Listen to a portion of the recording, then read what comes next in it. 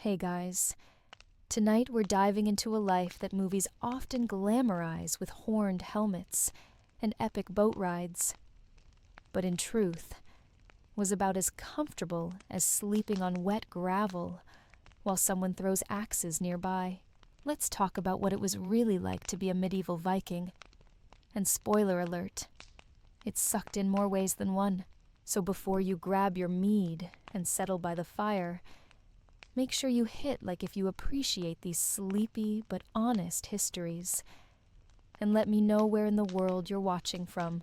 Now dim the lights, maybe fluff the pillow, and let's drift gently into this chilly, sea-soaked saga together. First off, forget everything you've seen about glory and honor. Vikings didn't wake up to adventure. They woke up to cold floors, screaming goats, and probably lice. Most of them weren't warriors.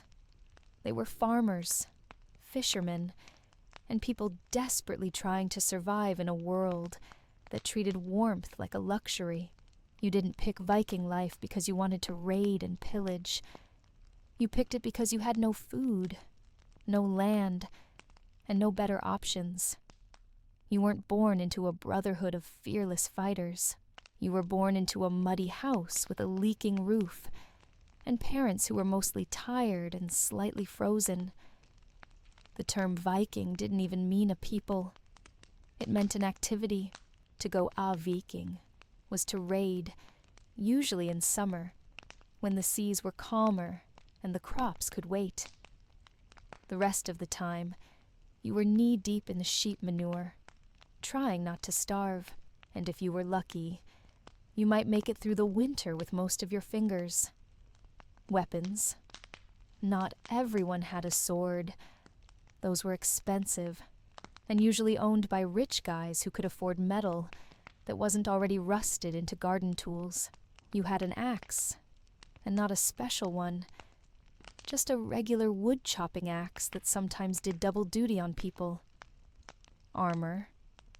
Maybe a helmet, if your cousin died in battle and you looted his corpse fast enough. Boats, yes. The long ships were fast and elegant. But guess what? They also leaked, creaked, and didn't come with bathrooms. A journey across the sea meant freezing nights, wet boots, and the constant risk of storms that could turn your vessel into a floating coffin. Seasickness was common. Drowning was more common. And then there was the food: dried fish, sour milk, and stale bread that could double as a weapon. You didn't feast on roast boar every night. You hoped your smoked herring hadn't gone rancid. If it had, well, better luck next spring. Your body ached.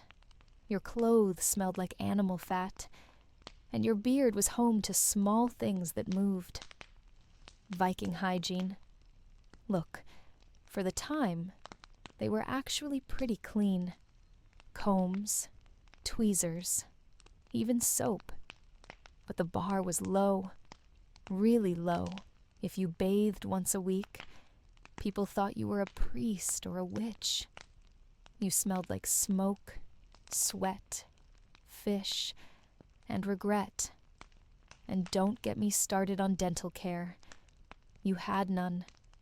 If your tooth hurt, it stayed hurt until it fell out, or you died. But fine, let's say you did go raiding. Did that improve anything? Not really. You sailed for weeks, risked your life to steal some silver, and maybe a goat. You might burn a village, fight angry monks, or get an arrow to the spleen. If you made it back, your reward was maybe a share of the loot and a new scar. Not bad, but definitely not Valhalla. And when you weren't raiding, you were farming. Hard, miserable, freezing farming. The ground was mostly rocks. The sun barely showed up in winter, and your tools were as primitive as your diet. You prayed for good weather, but got rain, frost, or hail instead. Crops failed often, and when they didn't, someone usually stole them. You lived in longhouses packed with relatives and livestock.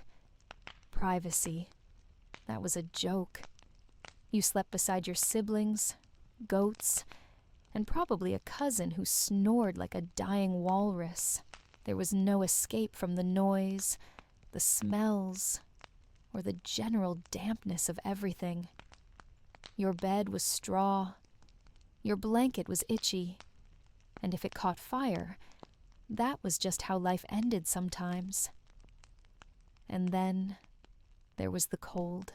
Not the fun kind with snowball fights and sledding. The kind that seeped into your bones and made your toes question their purpose. Winter lasted forever, and firewood didn't grow itself. You spent half the season chopping trees, and the other half trying not to freeze to death, while staring at a wall made of mud and disappointment.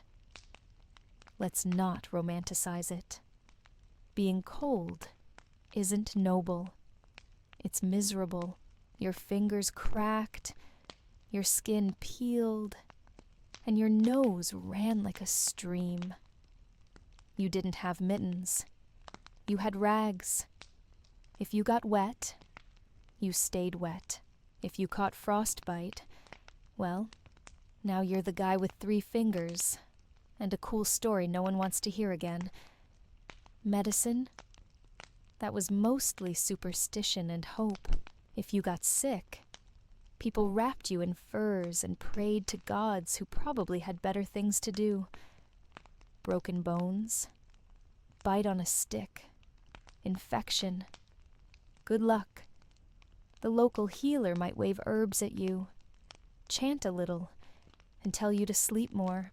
If that didn't work, you died. Or worse, lived with it. And let's talk about religion. The Norse gods were powerful, yes, but also moody, chaotic, and not known for mercy. Odin wanted sacrifice. Thor wanted battle. Loki wanted mischief. You spent your life trying to avoid making them mad, which was hard, because everything made them mad.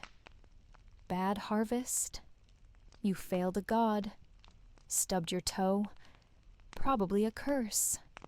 You had rituals for everything. Birth, marriage, death, crops, war, and most of them involved blood. Animal sacrifice wasn't symbolic. It was literal.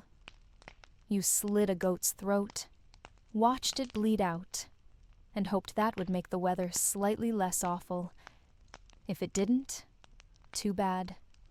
Get another goat, maybe try a chicken, maybe try yourself. The afterlife wasn't great either. If you didn't die in battle, you didn't go to Valhalla. You went to hell. Not hell, with flames and pitchforks.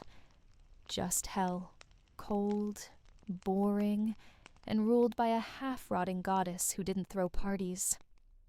So, if you slipped on ice and broke your neck, that was your eternity. Not glorious, just chilly. Women in Viking society had more rights than some other cultures, sure, but that's a low bar. You could own property, divorce a useless husband, even run a farm. But most of the time, you were expected to cook, clean, birth children, and keep the goats from eating the bedding. Childbirth was dangerous, marriage was arranged, and your workload was basically infinite. Children didn't get to be children for long.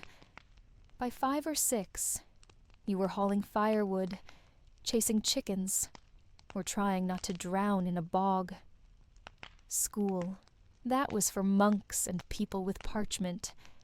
You learned by doing, which meant making mistakes and getting yelled at while holding a bucket full of fish guts. Your world was small. Travel was rare, unless you were raiding, trading or running. Most people never left their village. You knew your neighbors too well. Their smells, their tempers, their snoring patterns. Privacy was non-existent. Gossip was deadly. And if someone accused you of stealing, you might end up in a trial by ordeal. Spoiler: it involved hot metal or cold water. Let's say you were accused of a crime. You could be fined, outlawed, or forced into combat. Trial by combat wasn't a myth. You literally had to fight to prove your innocence. If you lost, you were guilty. If you won, you were lucky. Justice wasn't about truth. It was about survival, reputation, and how sharp your axe was. Drinking was a pastime and a problem. Mead was everywhere. Ale was common. Sober decisions were rare. Feasts turned into fights. Fights turned into feuds. And feuds could last generations. Kill a man, and his cousin might come for you a decade later, with 6 angry brothers and a memory like iron. And then there were the laws, complex, unwritten, and enforced by memory and grudges. You didn't read them.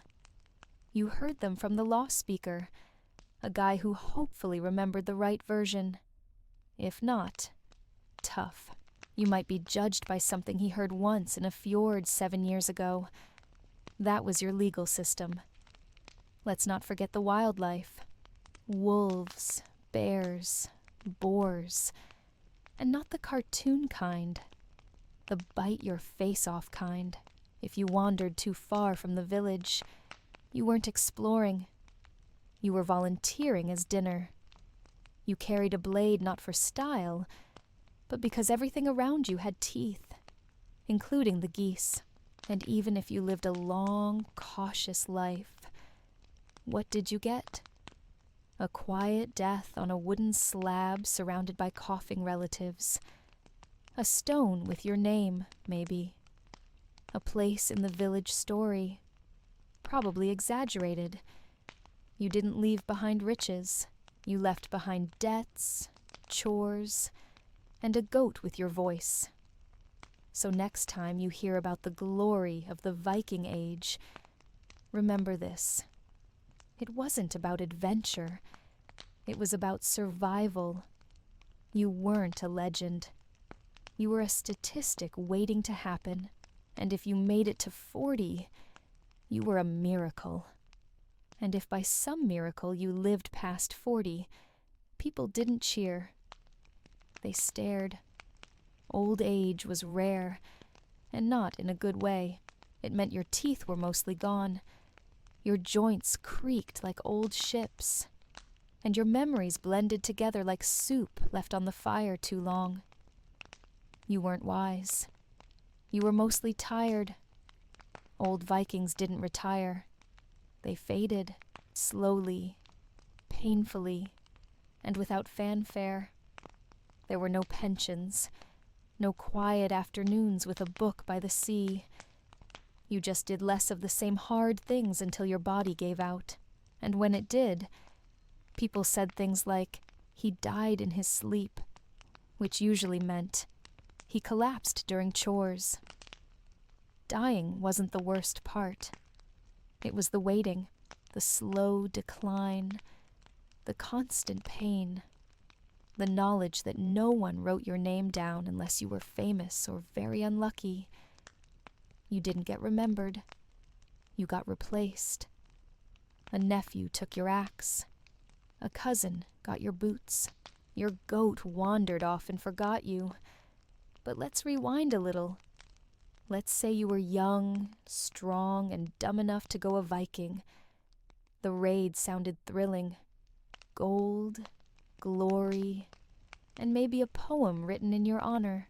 What they didn't tell you was the boat ride would take weeks, that you'd get soaked, sunburned, seasick, and slapped by waves until your soul left your body. Landing was worse. You jumped into freezing water with numb feet and a dull blade. You ran up the shore hoping no one noticed your armor was made of stitched leather and faith. And then, battle. Not heroic duels, just screaming, chaos, blood, and the smell of everything terrible. You fought in mud, slipped on guts, and tried not to die. If you won, congratulations. You now had a sack of coins, a limp, and a haunted look in your eyes. If you lost, well, now you were either dead or captured, and being captured was its own hell. Slavery wasn't an exception. It was the norm. If someone caught you, you weren't a prisoner. You were property. You might be sold to a merchant, a noble, or a household that needed a new farmhand. You weren't given a second chance. You were given orders. Sleep in the barn. Work from dawn to dusk. Don't speak unless spoken to. If you rebelled, you were beaten. If you escaped, you were hunted. And if you gave up, no one noticed. Some Vikings owned slaves. Many were slaves. The line between free and unfree was thinner than a fishing line. You could fall into debt, get tricked, or lose a fight and wake up in chains. Freedom wasn't a birthright. It was a gamble, and most people lost. Let's say you avoided slavery. Great. Now you returned home with loot. Did that make you rich? Not really. You shared it. First with your crew, then with your chief, then with the gods. And if you forgot the gods, bad things happened. You offered sacrifices, burned a portion, left coins on a rock, then hoped no one robbed you while you slept. Back home, people asked questions. Did you bring silver? Did you bring stories? Did you bring shame? Because if you failed, even a little, they whispered, maybe you ran, maybe you stole, maybe you were cursed. Reputation mattered more than truth, and a bad one stuck like a tick on a dog. So now you're home. You're alive. But you're not resting. You're building, planting, repairing, sharpening. Winter's coming. Again, the roof leaks. The barn smells worse than usual. Your sheep are pregnant. Your neighbor is jealous. And your back hurts in ways that feel like a riddle with no answer. Marriage? Sure, if you had enough to offer. A dowry, a few animals, maybe a loom. Love wasn't the point. Stability was. You joined families. You made alliances. You hoped your spouse didn't snore, and that their relatives lived far away. You had children because you needed workers, and children came fast, one after another. Some didn't survive. Fever, hunger, accident, winter. You buried them quietly. No graves, just memories and a wooden carving no one dared move. Life kept moving. It didn't stop for grief. It barely paused. Entertainment. It existed. Songs, stories, drinking games, carving things out of bone. But most of the time, you worked. Because if you didn't, something broke. The fence, the boat, your leg. And broken things didn't fix themselves. They stayed broken until you made them worse. And even if your farm was stable, nature wasn't. Floods came, fires spread, wolves attacked, raiders raided, not just strangers, sometimes neighbors. Land disputes turned violent. A line on a map meant nothing. You defended what was yours with fists, threats, or by moving your fence at night and pretending it always looked that way. Trust was fragile. You greeted visitors with caution. You checked your food twice. You taught your kids not to talk too much around strangers. Not because you were paranoid, but because you'd seen what happened when people trusted too easily. A handshake could be a setup. A gift could be a trap. You prayed often, but not for wealth, for survival, for good weather, for strong rope, for quiet nights. And when those prayers went unanswered, you blamed yourself. Maybe you skipped a ritual. Maybe the gods were testing you. Maybe they were just bored. Either way, you kept praying. What else could you do? And when prayer didn't work, you looked to omens, birds flying the wrong way, a goat that wouldn't eat, a dream that lingered too long. Signs were everywhere, and none of them were comforting. Your grandmother might say to burn herbs. Your neighbor might say to bury a stone. Your friend might just leave town. Superstition wasn't silly. It was survival logic dressed in fear. If something bad happened, you had to explain it. You couldn't say bad luck. That wasn't enough. You blamed spirits, curses, the gods, or that one guy who always stared too long at your door. You wore charms carved from bone or stone, little things tied with string, hung around your neck, tucked into your belt. Some were runes. Some were just squiggles you hoped meant something. Did they work? No idea, but forgetting to wear them felt like tempting fate. And fate didn't like to be tempted. And yes, there were stories. Long ones, slow ones, told by firelight while the wind scratched the walls. Stories of heroes, monsters, gods, and tricksters. You listened because you had nothing else. No books, no letters, no parchment. Words lived in people, and if they forgot them, they vanished. The stories were grand, but they weren't real. You didn't fight dragons. You fought mold, debt, and your own bad knee. The only monsters you saw were hunger, jealousy, and the kind of rage that grows in men with nothing left to lose. Still, the stories helped. They made it feel like all this pain meant something, but it didn't. Not really.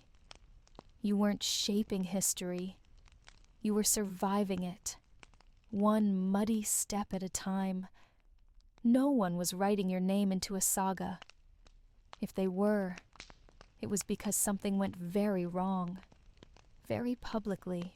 The best you could hope for was to be forgotten with dignity. Let's say you went to a gathering, a thing, an official meeting of free men.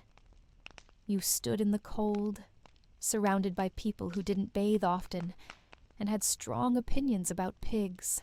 You listened to disputes, arguments, and one guy who always spoke too loud. Justice was loud, messy, and rarely fair. Someone got fined.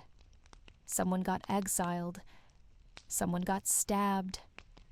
That was politics. No campaigns, no elections, just loud voices, strong arms, and a memory for who owed who a favor. You didn't rise through charm. You rose through reputation, alliances, and the occasional well-timed bribe. If you did gain power, congratulations. You now had more enemies. You were expected to host feasts, settle disputes, give gifts, and not show weakness. If you did, people whispered, If you didn't, they whispered anyway. Leadership meant stress, fear, and a constant feeling that your chair might break, or your drink might be poisoned. So maybe you kept your head down. You hunted, fished, fixed nets, carved tools. You didn't want power. You wanted peace, but peace was expensive, and you couldn't buy it. You had to earn it, and even then, it didn't last. Someone always needed something, a tool, a favor, a place to sleep, and saying no made enemies. And let's not forget nature. It wasn't beautiful, it was brutal. The woods were dark, full of biting things. The mountains were steep and unforgiving. The sea was a cold, endless risk. You respected nature because it didn't care about you. It didn't want to kill you. It just didn't care if you lived. Every year you watched the seasons with suspicion. Spring could mean floods. Summer could mean drought. Autumn could mean early frost. Winter could mean death. You counted days like coins and measured lucks by how many turnips survived the cellar. Time was strange. Days were long when you were hungry, short when you were busy. Weeks blurred. Seasons ran together. Years were marked by events. The year of the wolf. The year of the fire. The year Uncle Bjorn fell in the lake and blamed a mermaid. That was your calendar. And you aged fast. Not just physically. Mentally. You became serious early. You learned not to trust laughter. It usually meant something bad was about to happen. You smiled carefully, slept lightly, and saved everything. Nails, thread, scraps of cloth. Waste was weakness. Let's say you made something. A boat, a cloak, a knife. You didn't keep it. You traded it. Because you needed salt, honey, iron, or something you couldn't make yourself. Trade was life. But trade was also risk. You could get cheated, robbed, or blamed for a deal gone bad.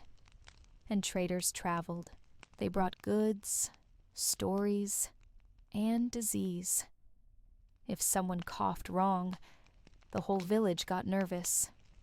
You didn't understand germs. You understood patterns. Coughing meant sickness.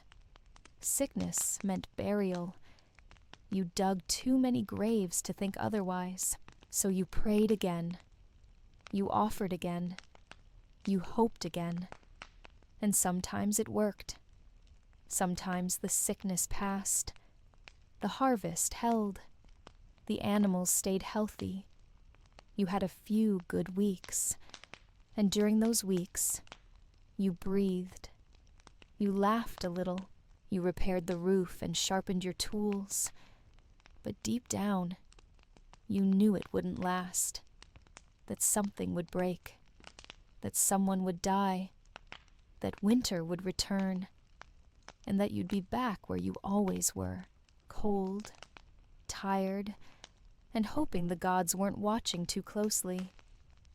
And when the gods did watch, they weren't kind. They watched like judges, not protectors. You offered them blood, and they offered silence. You whispered prayers, and they gave you storms. You asked for strength, and they gave you trials. Faith was not comfort. It was survival insurance, and the premiums were high. You carved their names into wood, into stone, into bone.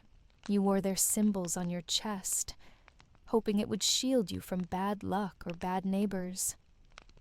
You told your children stories of their power, not because it brought hope, but because fear was easier to pass down. And still, You found beauty, not in comfort, but in brief moments.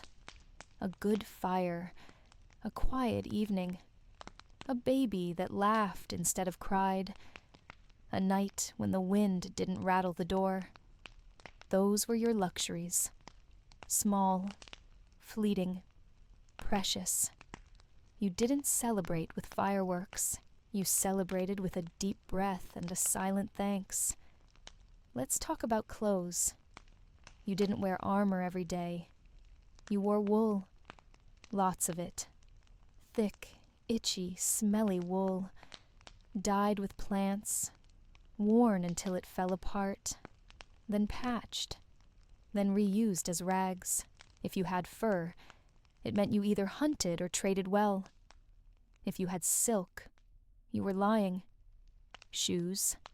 Leather, stiff, and never waterproof. They cracked. They shrank. They let in every drop of cold water and every tiny rock. You didn't walk. You limped. Fashion didn't exist. Function barely did. You wore what you could find, steal, or inherit. And sometimes, what you buried with your uncle last year. Bathing wasn't frequent. Not because you didn't care, but because warm water was a luxury. You heated it over a fire, poured it into a wooden tub, and hoped the neighbors didn't need it next. Soap was made from fat and ash. Effective? Yes. Pleasant? No. Hair was kept long or short, depending on trends, tribe, or personal stubbornness. Beards were common, partly from pride, partly from frostbite. You combed them with bone, cleaned them with snow, and cursed them when they froze during winter hunts. You didn't style. You survived. Let's say you wanted to impress someone. You couldn't buy flowers or chocolates.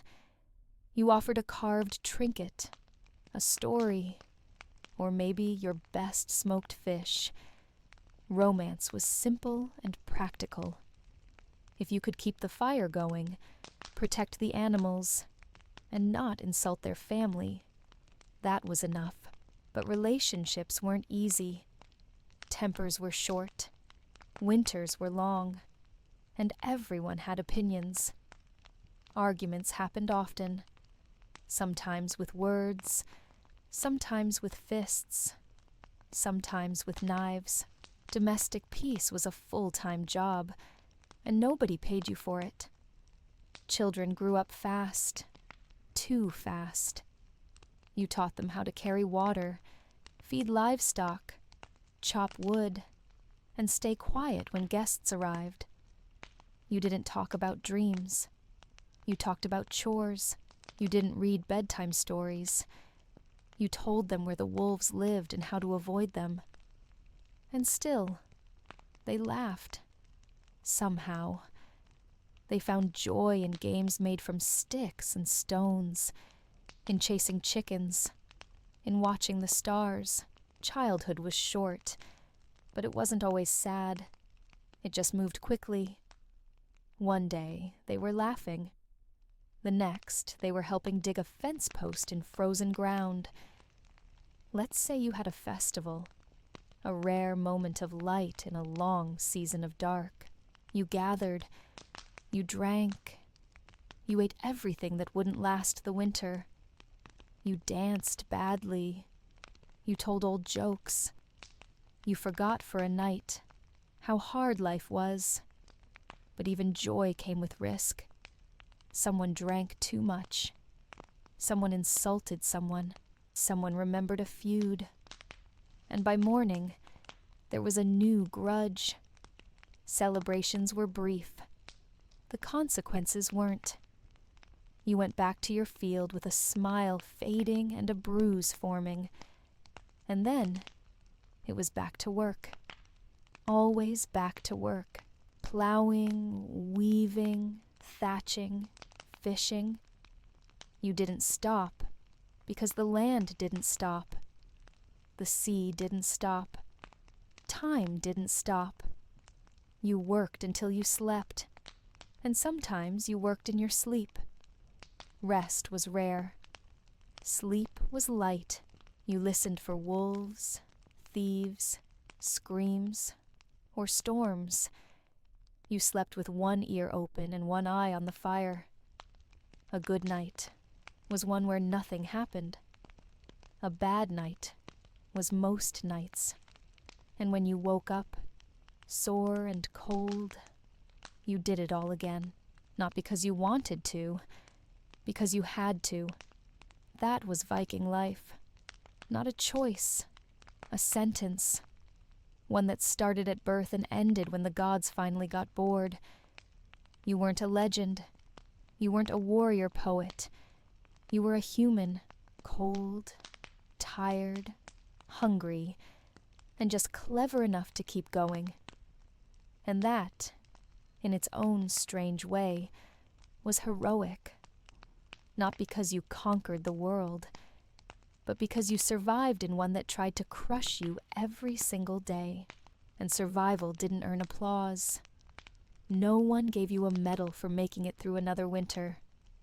You just nodded at the sky, mended your boots, and chopped more wood. You didn't feel triumphant. You felt slightly less doomed than yesterday, which counted as a win. Let's say you were lucky. You had food. Your roof held. Your family was mostly alive. That didn't make life easy. It just meant your problems were quieter. You still woke up cold, still worried about crops, still counted every nail, and prayed the cow didn't get sick. Luck wasn't flashy.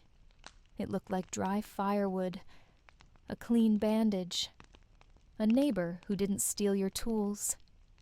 It came in small doses and disappeared fast. If you noticed it, it was probably already gone.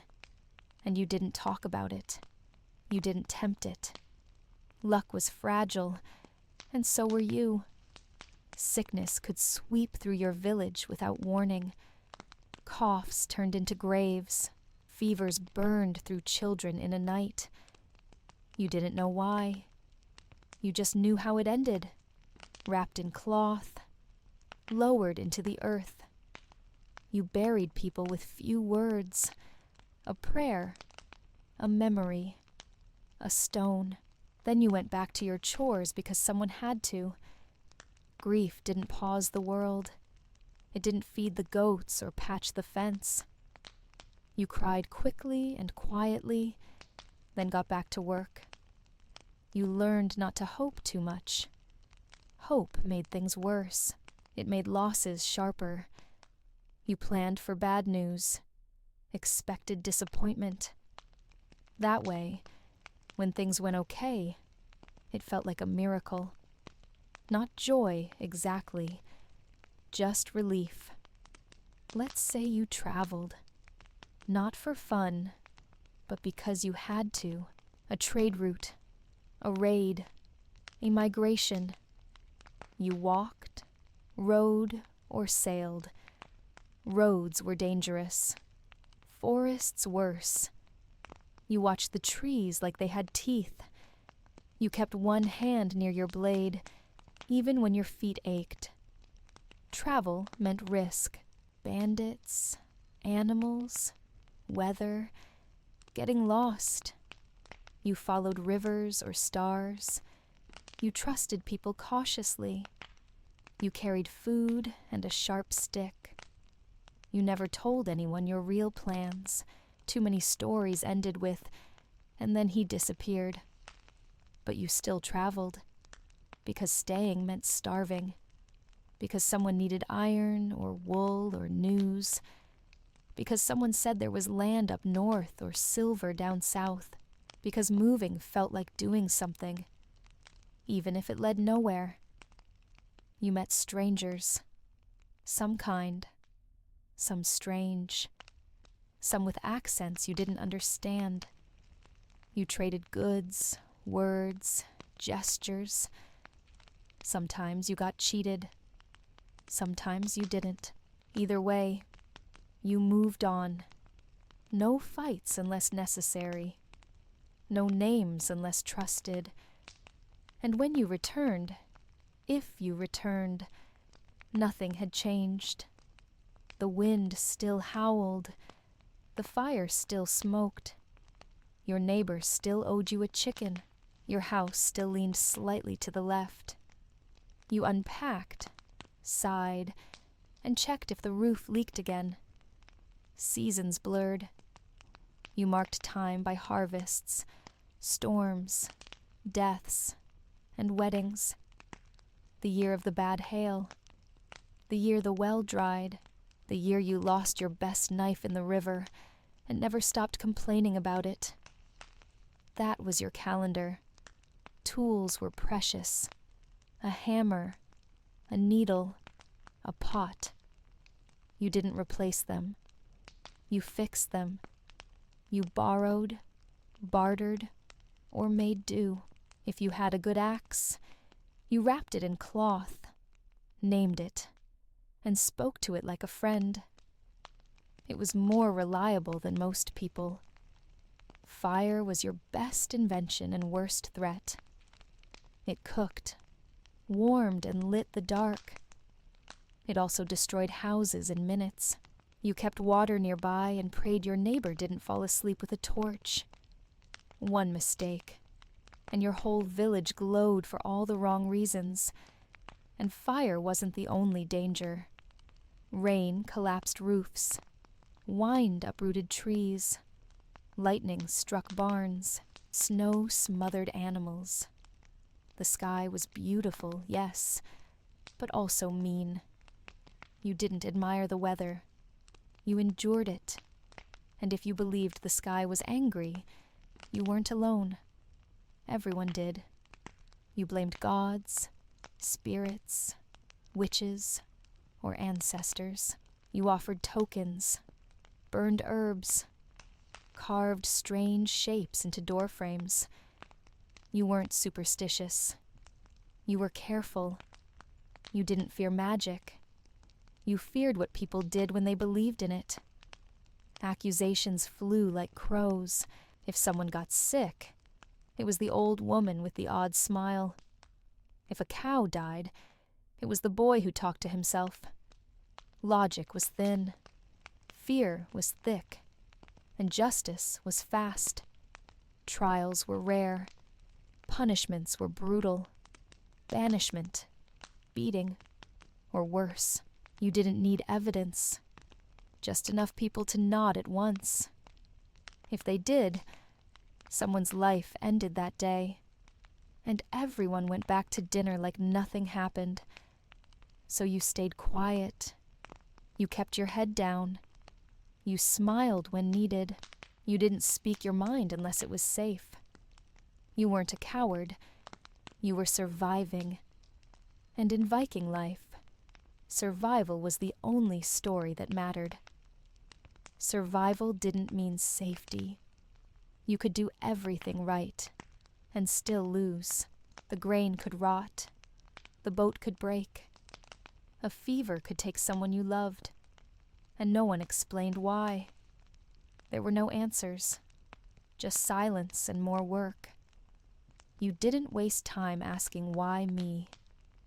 You knew what. Because life was hard. Because luck was cruel. Because the gods didn't care about feelings. You just got up, wiped your face, and kept going. Not because you wanted to, but because the animals needed feeding. Let's say you got into a feud. Maybe someone crossed your land. Maybe they stole your sheep. Maybe they insulted your beard. It didn't take much. Feuds were sticky. They grew like mold. You tried to ignore it. Then it festered. Then someone bled. You could try to settle it. Gifts, apologies, maybe a shared meal. But pride was sharp, and memory was long. One wrong word, and the whole thing exploded again. Family got involved. Friends picked sides. Suddenly, You were in a blood feud, and no one remembered how it started. And blood feuds didn't end cleanly. They ended when enough people were dead, or someone moved far away, or both. Revenge felt good for 10 seconds. Then it cost you sleep, food, peace, and possibly your entire winter. You learned to let things go, not because you were kind, but because you were tired. Let's talk about war, not raids, not banditry. War. One tribe against another. One king against another. You didn't get asked. You got told, bring your axe, bring your son, bring food for a week. You marched with a dozen others, wondering if your boots would last. The battles weren't glorious. They were short, brutal, and confusing. You fought in mud, beside people you barely knew, against enemies you'd never met. You swung your blade, prayed not to fall, and tried not to look anyone in the eyes. If you won, you cheered quietly. If you lost, you ran.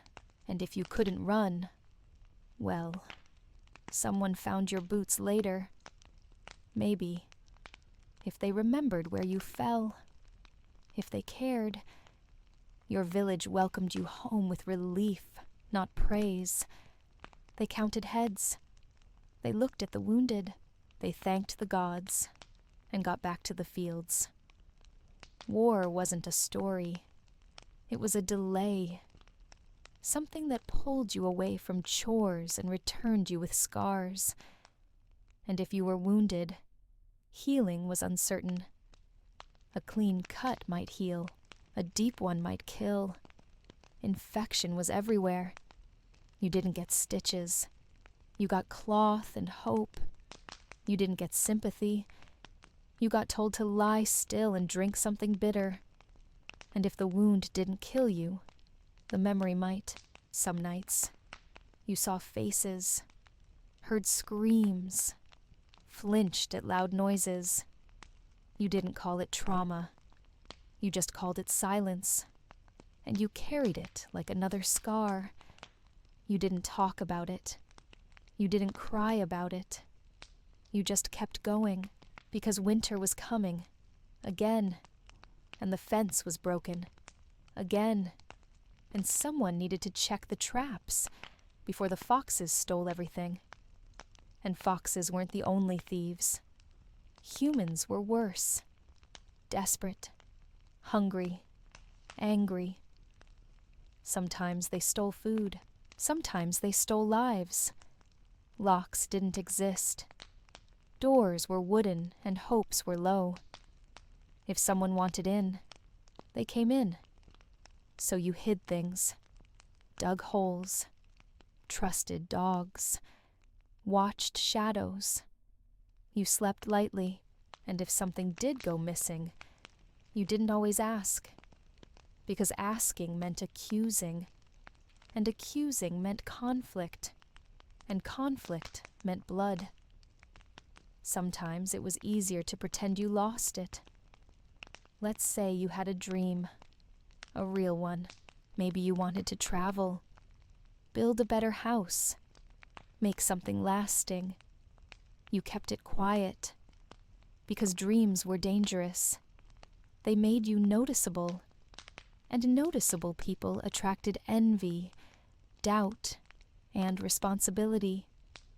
You worked toward it slowly, saved extra wood, learned new knots, carved better handles. But you didn't tell anyone. Not yet.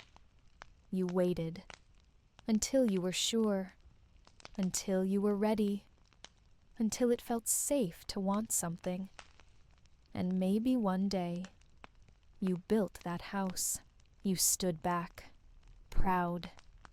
Then the roof leaked. The floor warped. The wind blew sideways. And suddenly, your dream was just another thing to fix. That was the truth. Even dreams needed maintenance. You didn't give up. You patched the hole. You dried the floor. You stayed warm, mostly. And that was enough. Not perfect, just enough. In Viking life, enough was rare. Enough was sacred.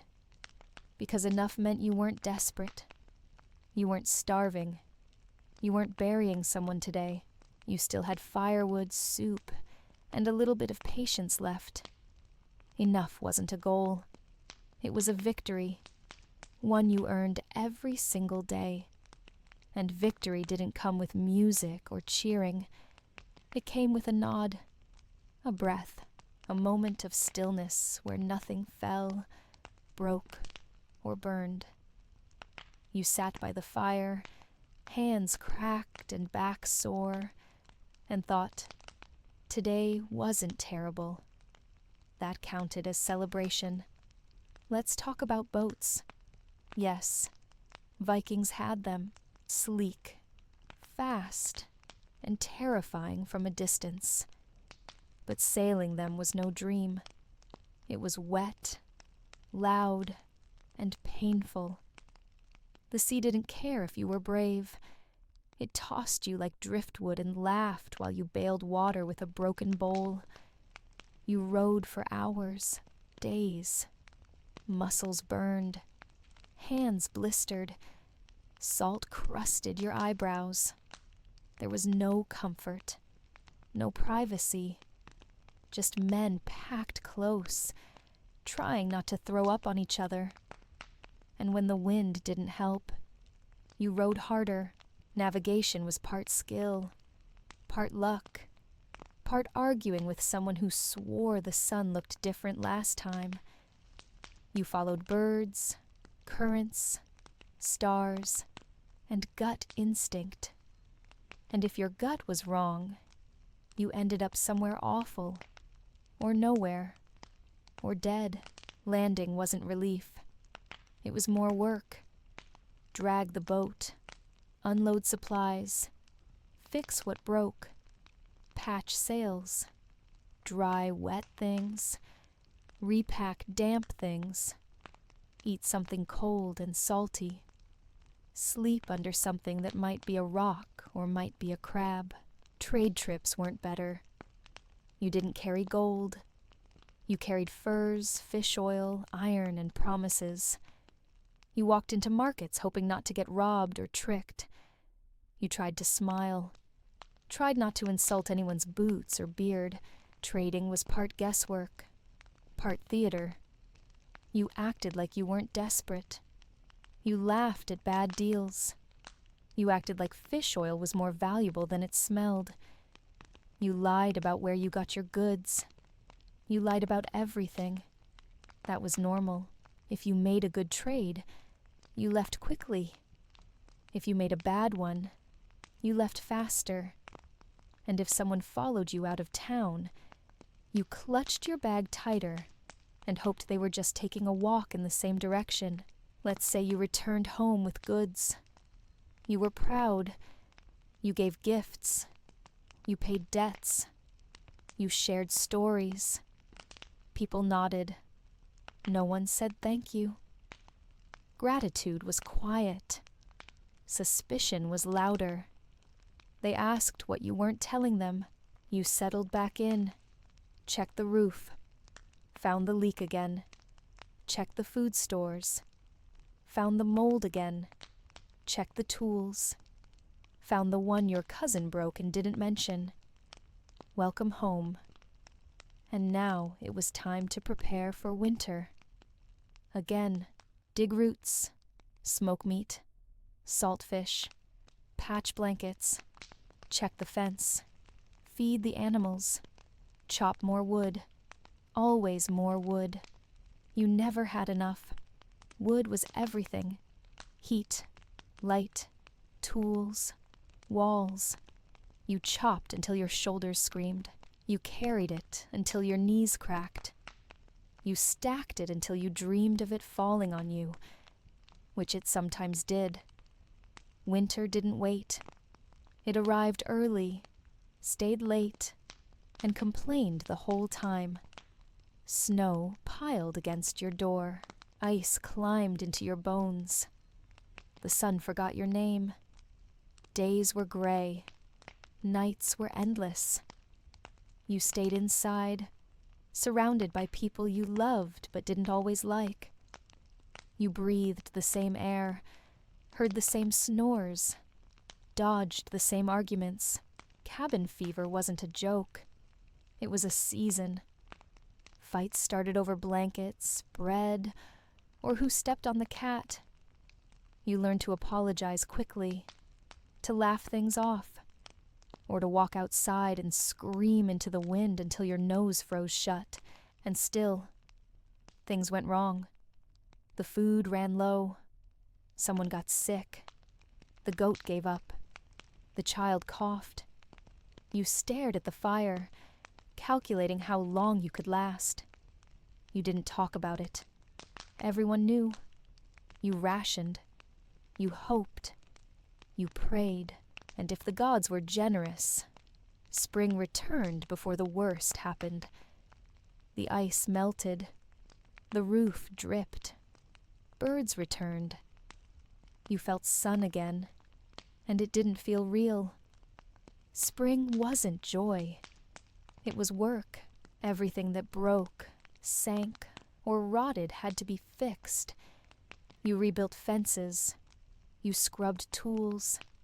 You buried the dead. Quietly. Quickly. No time for ceremony. You planted seeds with numb fingers. You prayed for rain, but not too much. You watched the sky like a hawk. You checked traps, patched sails, and hoped the animals remembered how to be useful. And through it all, you kept going. Not with hope, with habit, with the stubborn belief that life might be easier tomorrow, even though it never was. You kept going because stopping wasn't an option. You weren't living for glory. You were living because the fire needed tending, the goats needed herding, and someone had to make sure the roof didn't collapse again tonight. And maybe, just maybe, that roof held. Maybe the goats behaved. Maybe no one died this week. That counted as success. You didn't dream of castles. You dreamed of dry shoes and warm soup. Let's talk about feasts again. Not the fantasy kind with roasted boar and singing.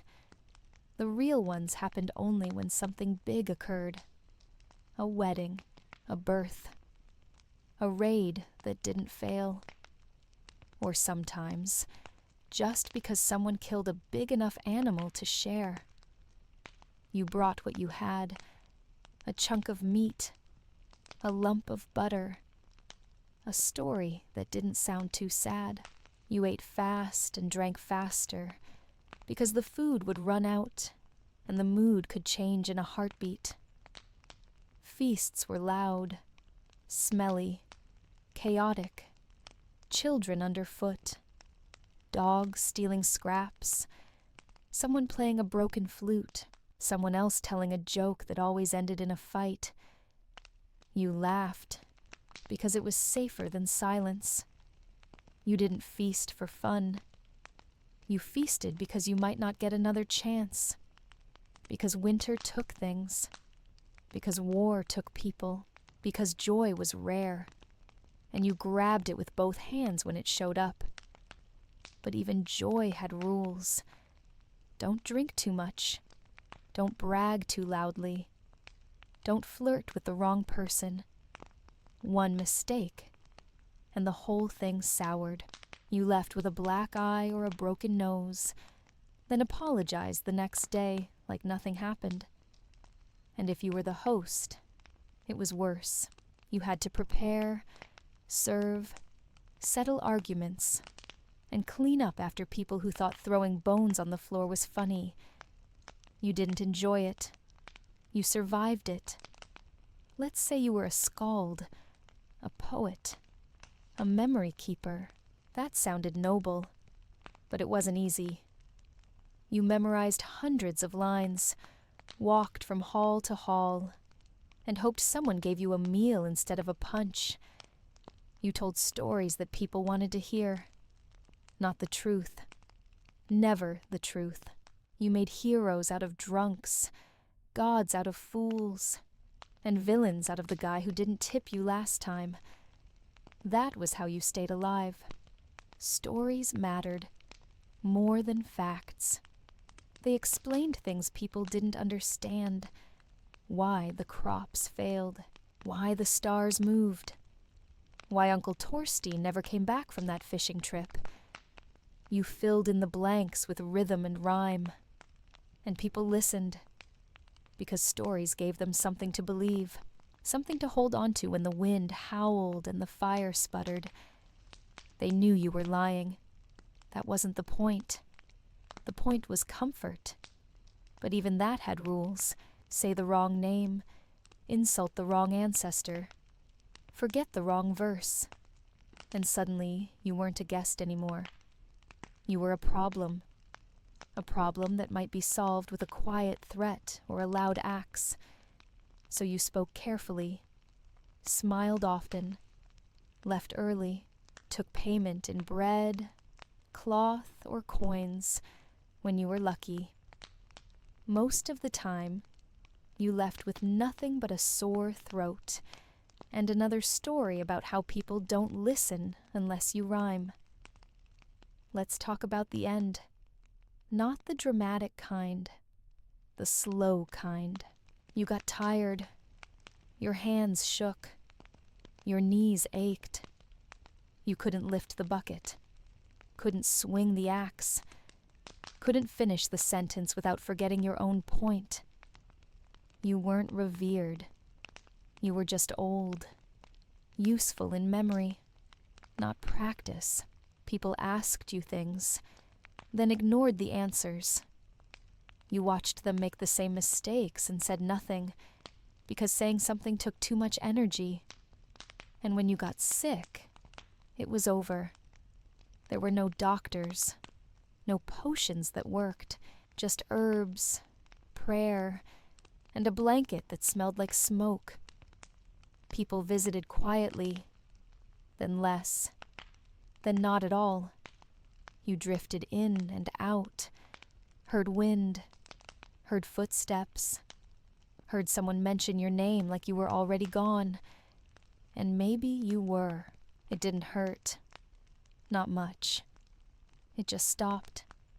The breathing, the waiting, the trying. They wrapped you in cloth, whispered a few words, buried you somewhere cold, marked the spot with a stone. Someone cried.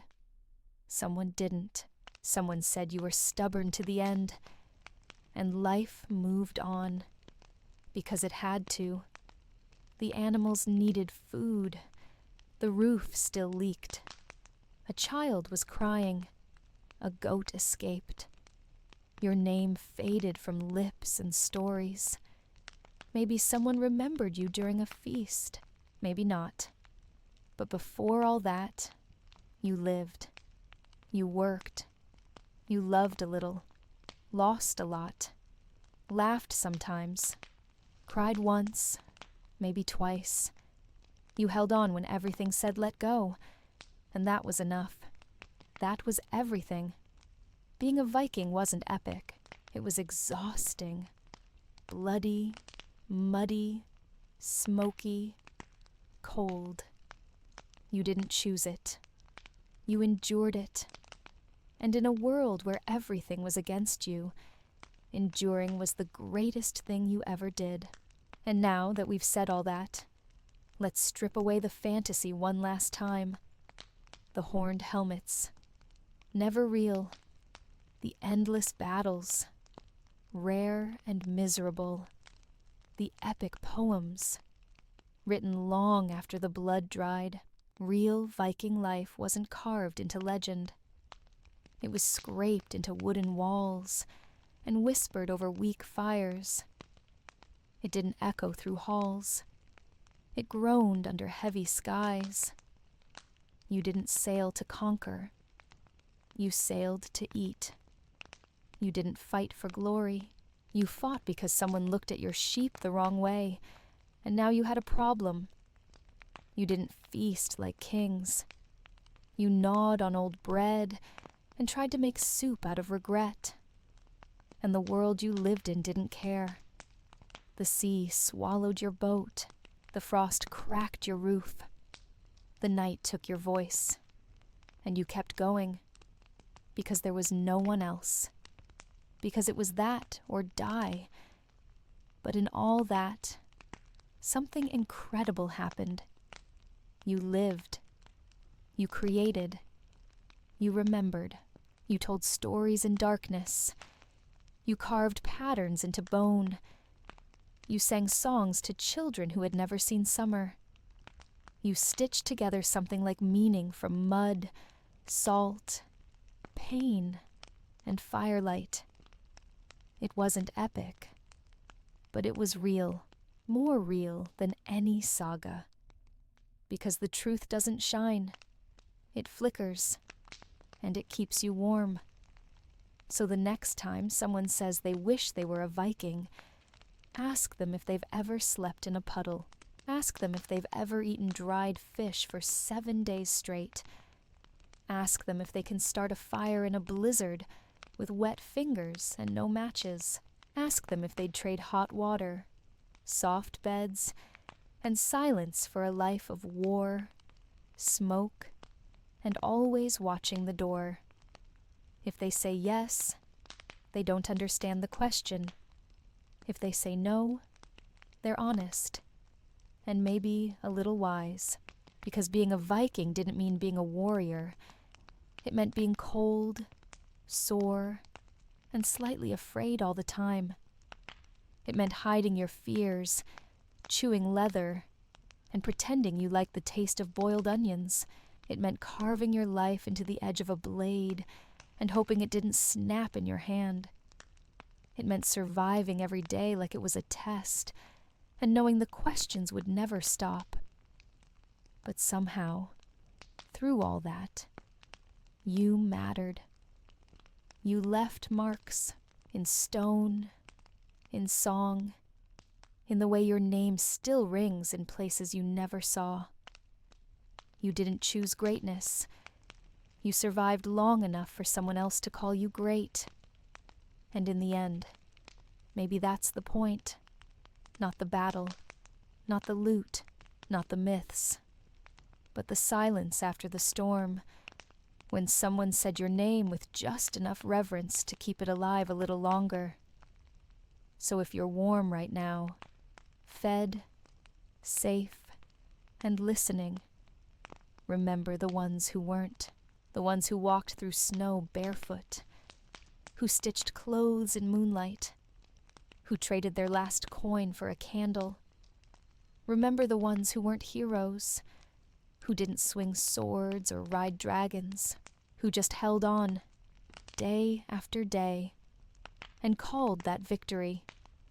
Because history remembers the loud ones, but it's built by the quiet ones, by hands that tilled frozen soil, by backs that bent without breaking, by hearts that refused to give up, even when the world begged them to. You don't need to be a Viking to be strong. You just need to keep going, one task at a time, one breath at a time, one quiet, stubborn choice to keep living. That's the real saga, the one no one writes, the one that matters most. Let's go back even earlier, before the axe, before the raids, back to when you were small, loud, and didn't yet know what starving felt like. Viking childhood, cute in stories, cruel in reality. You weren't born into peace. You were born into cold, into smoke, into the sound of animals scratching at the door, and someone arguing about firewood. You came out screaming, and the world screamed back. Your crib was fur over a board. Your toys were sticks, bones, or whatever hadn't been burned yet. You didn't get songs. You got warnings. Don't touch the fire. Don't eat that. Don't step outside or something will eat you. You didn't get years of innocence. You got weeks, maybe months. Then you were expected to carry something, hold a bucket, fetch kindling, stir a pot without falling in. Childhood was short. Expectations weren't. You learned fast or you suffered. What happens if you don't tie the goat properly? It wanders off. And now you've got no milk. Your mother's furious, and your older brother won't stop reminding you. You got scolded more than hugged. You got blamed for things you didn't do, and punished for things you did.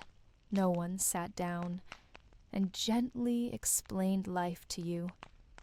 They yelled it into your face with cold breath and missing teeth, and you watched.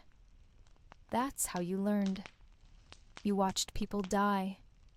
You watched people steal.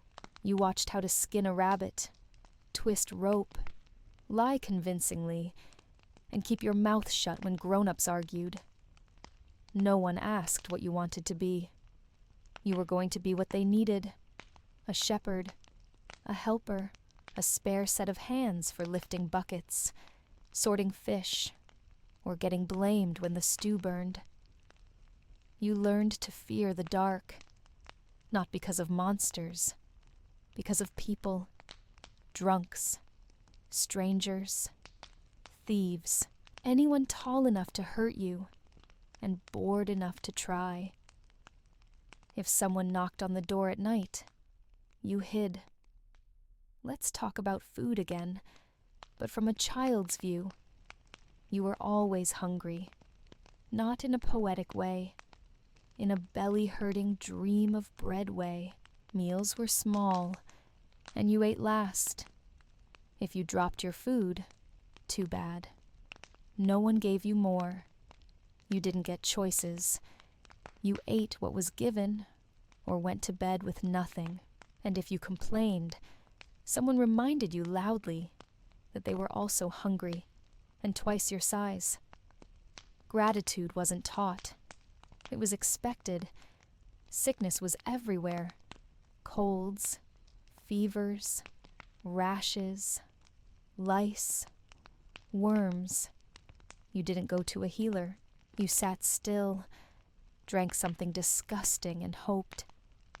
If you screamed, you got shushed. If you cried, someone told you to be strong. Death was a frequent guest. Sometimes you shared a room with it for days.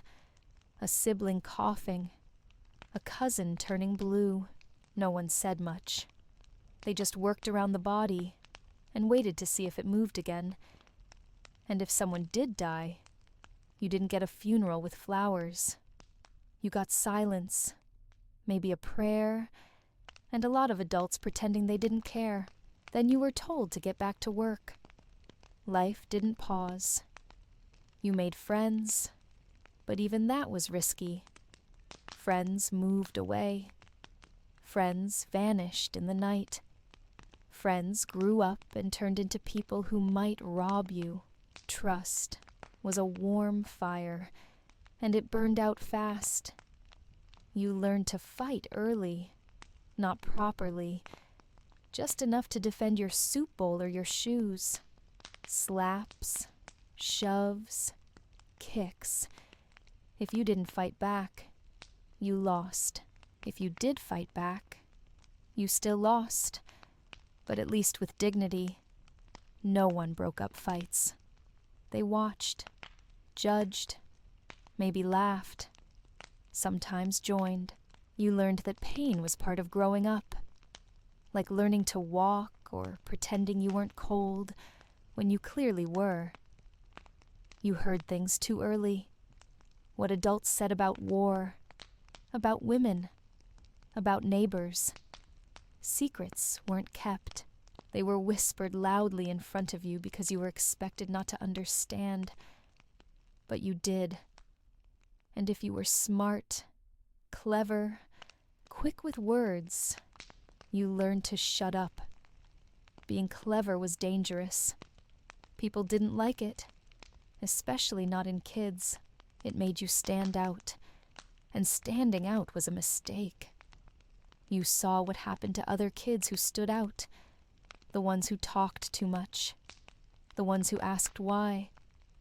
They got slapped, ignored, or labeled strange, and strange children didn't last long. And if you made it past childhood, congratulations. You are now just old enough to die for real. Welcome to Viking adolescence. That awkward phase between being shouted at and being stabbed. You didn't get a teenage rebellion. You got a knife and a list of things to carry. You weren't discovering yourself. You were discovering how to lift heavier buckets without crying, and how to ignore frostbite. At 12 or 13, you were either helping in the field, mending nets, or getting lectured about how your uncle died because he forgot to oil his blade. That was your rite of passage. Chores and guilt. You got handed weapons, not in ceremony, just casually. A spear for wolves. A small axe for cutting or defending. No training, just advice like don't drop it, and try not to stab your own foot. You were expected to start watching the animals, watching the road, watching the fire, watching your little siblings so they didn't drown, choke, or get taken. Constant alertness wasn't a skill. It was survival. Romance? Forget it. Girls your age were already being paired off, and you weren't impressive yet. You smelled like sweat and onions. Your clothes didn't fit, and you still hadn't figured out how to not trip on your own tunic. You didn't flirt. You stood nearby, awkward, pretending you weren't staring, and if you said something dumb, someone older reminded you of it every day, until you prayed for a wolf to eat you. And if you were a girl, your life wasn't easier. You were already learning how to cook, sew, survive childbirth, manage goats, and not get blamed for storms. Puberty wasn't a change. It was a sentence. Older men looked at you like a transaction. Older women gave you looks that said, good luck. Your future was arranged in a deal that probably included a pig and a dented pot. And your opinion wasn't required. Let's talk about danger. Because now you were big enough to be sent out alone, to check traps, to gather wood, to deliver messages. Every trip outside the village was a gamble. You weren't invincible. You were just expendable. If something happened to you, people would be sad for about a day. Then they'd argue about who got your boots and move on. So you learned to walk quietly, to listen, to keep a rock in your hand just in case. You weren't brave. You were cautious. You looked over your shoulder more times than you could count, and then came the pressure to prove yourself. Someone always had a story about how they killed a bear with a stick, or swam across a frozen river naked, and you were expected to listen and nod, and not ask questions. If you wanted respect, you had to do something dumb and dangerous and survive. Climb a cliff, fight a rival, steal from a traitor and blame the weather. If it went well, you were brave. If it didn't, you were dead. You weren't guided. You were thrown at problems and expected to come back with a solution, or at least a decent excuse. Failure wasn't punished kindly. You got mocked, hit, or ignored, depending on the mood. And through all that, you were still hungry, still tired, still growing. Your bones ached from sleep on hard floors.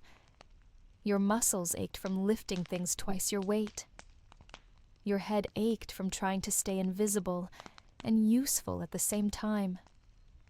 You learned to lie. Not big lies, just small ones. Yes, I fed the animals. No, I didn't eat the last egg. Yes, I checked the traps. You lied to stay out of trouble, to save time, to avoid yelling. And then came your first taste of violence. Real violence. Not just shoving or wrestling. Someone bled. Maybe you. Maybe not. But the silence after was the loudest thing you'd ever heard. You didn't feel proud. You felt sick. Your hands shook. But you didn't talk about it. You pretended it was fine. You got handed more work and maybe a drink. That was your therapy. And the worst part? You started to change. Started to stop noticing things. The smell. The cold. The pain. It all blurred. You stopped asking, why is it like this? And started thinking, of course it's like this. That was the real loss. Not your innocence, not your smile, your questions. You stopped asking them. You just worked, just nodded, just accepted, and that was what made you a real Viking. And now that you stopped asking questions, they said you were ready. Ready for what? To kill, to steal, to prove that your hands weren't just calloused. They were capable of spilling someone else's blood. Your first raid wasn't some glorious expedition. It was a mess. A boat that smelled like fish and fear. Old men barking orders. Young men pretending not to be scared. Everyone clenching something, fists or guts. You didn't feel brave. You felt cold, wet, and slightly sick from the motion of the boat and the weight of what was coming. You didn't know who you were fighting. You just knew they were there, and you weren't allowed to be afraid. The older ones sharpened blades, told stories about past raids. Most were lies. Some were jokes. One was probably true. The one that ended with, and then I never saw him again. When you reached the shore, there was no grand speech. Just get out, and don't drop your axe. You stumbled into the water, boots filling, heart racing, pretending your hands weren't shaking. The village wasn't even fighting back at first. Just a few people running, screaming. Then someone fought. Then someone screamed louder. You swung, missed, swung again, hit something. You didn't know if it was fatal. You didn't look. You just kept going. Because if you stopped, someone would notice. And in that moment, being noticed was more terrifying than dying. You came back with loot. Not gold. Some cups. Some cloth. Some food you didn't recognize. You tried to feel proud. You just felt empty. Your stomach growled and your fingers wouldn't stop twitching. No one asked how you felt. They just clapped your back, called you man now, handed you a drink and waited for your first brag. You made one up. It wasn't good. They laughed. That night, you didn't sleep. You stared at the fire and thought about the scream, the way someone looked at you before running, the smell of burning things that weren't supposed to burn. And you knew this was just the beginning. More raids, more blood, less sleep, more pretending. The only way out was dying, or getting so old they stopped inviting you. and old wasn't likely. You didn't hate yourself. You just stopped caring. And that was worse. You stopped blinking at pain. You stopped flinching at lies. You stopped reacting to cruelty unless it got in your way. That's what they meant by manhood. Not honor, not courage, just a numbness that made the hard things easier to do without crying. You didn't earn it. You bled into it. And now people expected more. More carrying, more chopping, more silence. You weren't allowed to be tired anymore. You weren't allowed to be confused. You were expected to know what to do, even if no one ever taught you. You started drinking more, not for fun, to quiet the noise, the shaking, the endless thoughts that kept crawling into your skull at night. Mead didn't fix anything, but it made everything feel slower.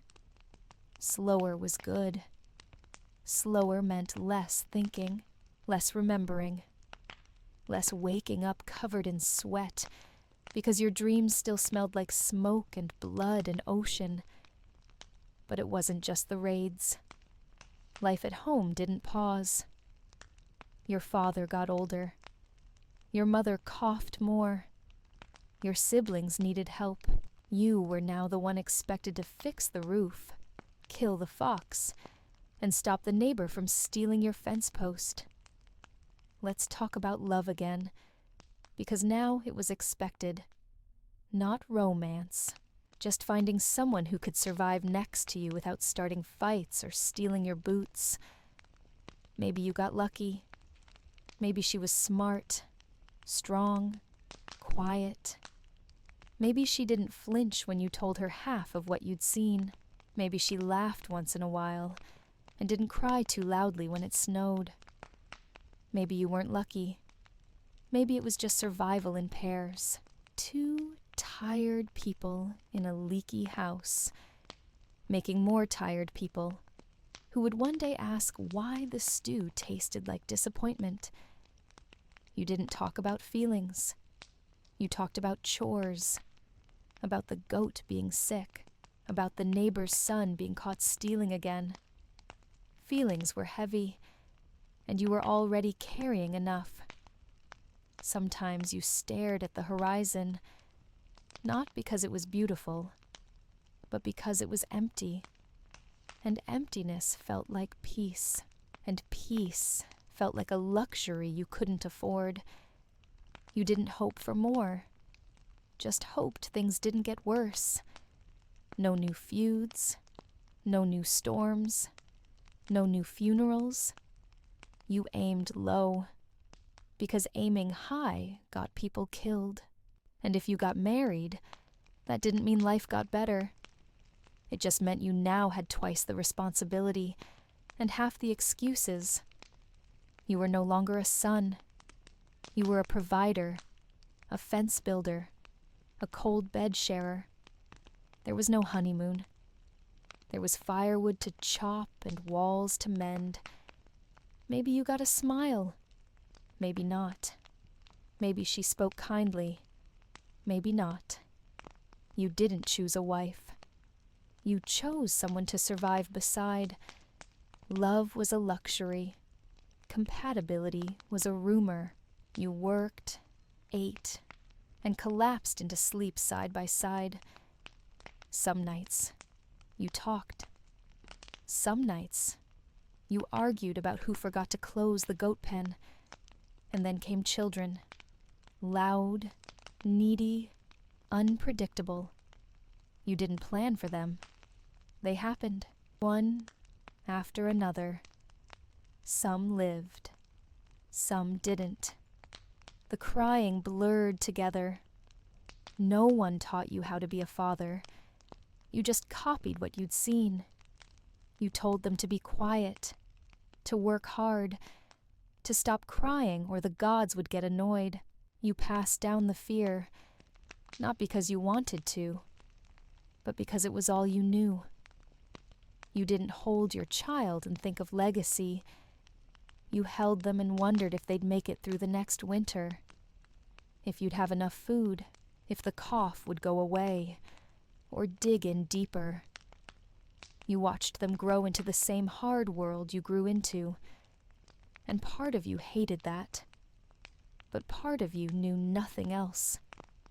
There were no other paths, just cold floors, broken fences, and long silences. Let's talk about silence. The kind that filled your house at night.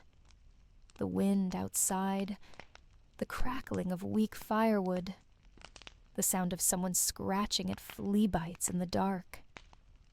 You lay there, not sleeping, just existing, listening to the creaks of old wood and the coughs of people too tired to cover their mouths.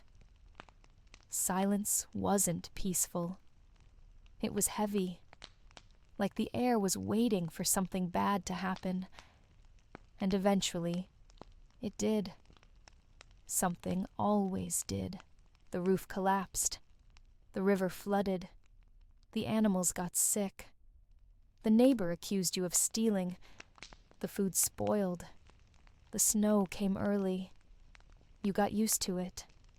Disasters weren't surprises. They were interruptions. They didn't shock you. They just added to the list.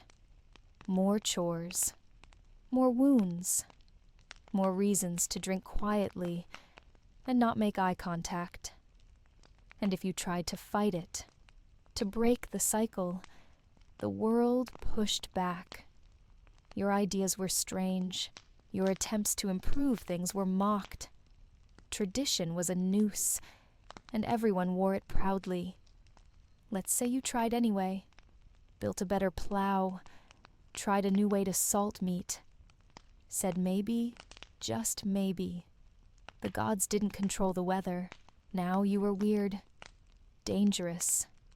A threat to normal misery. People didn't want better. They wanted familiar. Even if familiar was painful, they understood suffering. They didn't understand change. So they whispered. They stared. They stopped inviting you to feasts. You learned fast.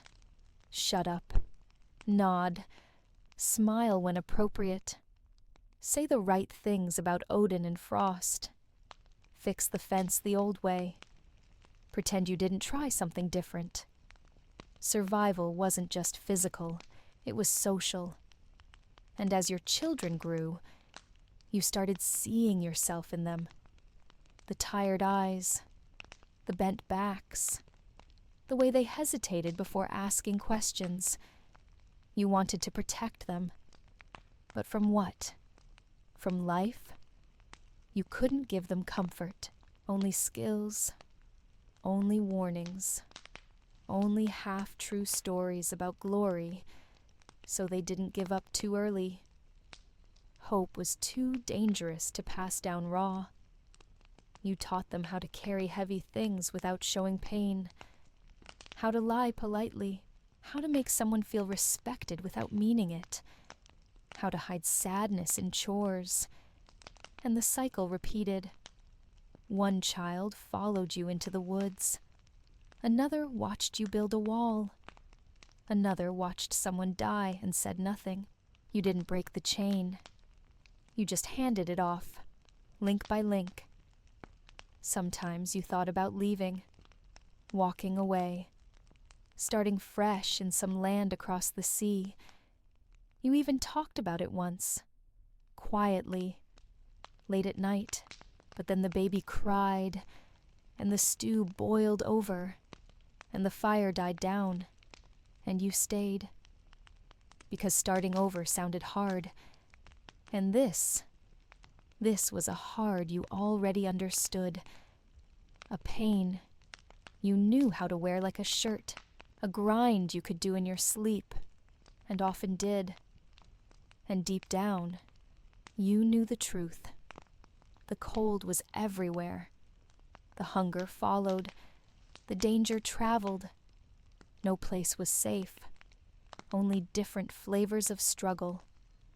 So you got up again, picked up the same tools, repaired the same door, kissed your child's forehead with cracked lips, and whispered the same lie you'd been told.